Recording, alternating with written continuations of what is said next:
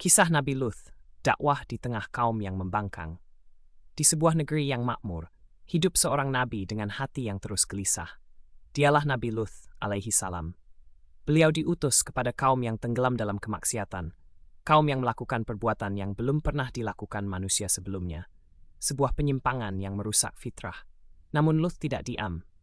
Dengan sabar, dengan kelembutan, dengan hati yang penuh kasih, beliau menyeru, "Mengapa kalian melakukan perbuatan keji yang belum pernah dilakukan oleh siapapun sebelum kalian?"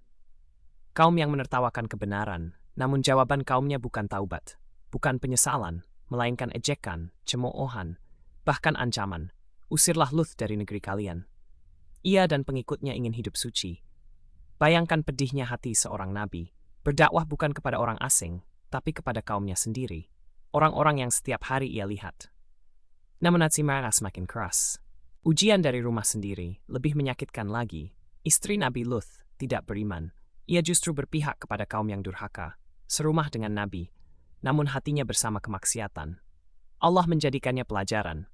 Allah membuat perumpamaan bagi orang-orang kafir, istri Nuh dan istri Luth. Kedekatan tidak menjamin keselamatan. Imanlah yang menentukan.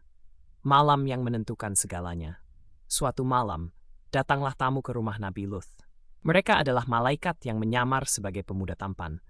Kaum Luth melihat mereka, dan syahwat mereka menyala. Mereka mendatangi rumah Luth dengan niat yang keji. Bayangkan kecemasan seorang nabi. Beliau berkata dengan penuh keputusasaan, "Wahai kaumku, janganlah kalian mempermalukanku di hadapan tamuku.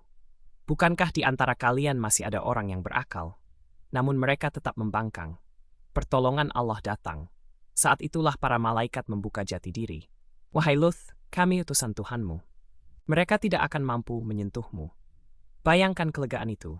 Namun perintah segera datang. "Pergilah di akhir malam bersama keluargamu, dan jangan seorang pun menoleh ke belakang."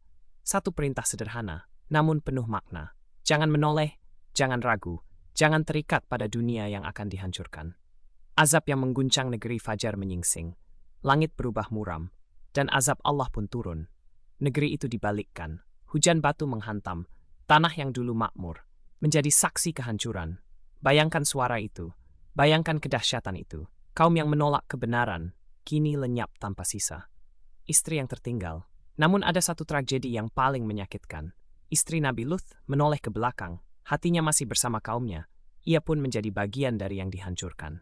Bukan karena hubungan, tapi karena pilihan iman. Kisah Nabi Luth bukan sekadar cerita azab. Ini adalah pelajaran tentang fitrah manusia, kesabaran dalam dakwah, besai kemaksiatan, karena kebenaran, tidak slang, dan kesesatan, tidak selalu terasa seluruhnya.